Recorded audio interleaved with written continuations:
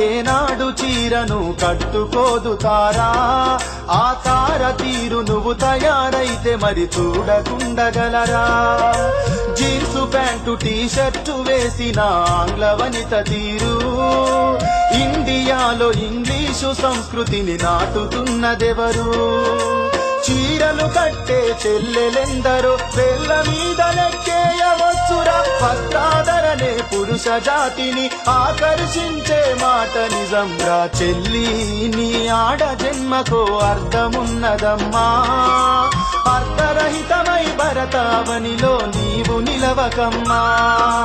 తల్లి మాతృభూమికి మారు పేరువమ్మా, సరదాకి కూడా మన సాంప్రదాయాలు వీడకూడదమ్మా.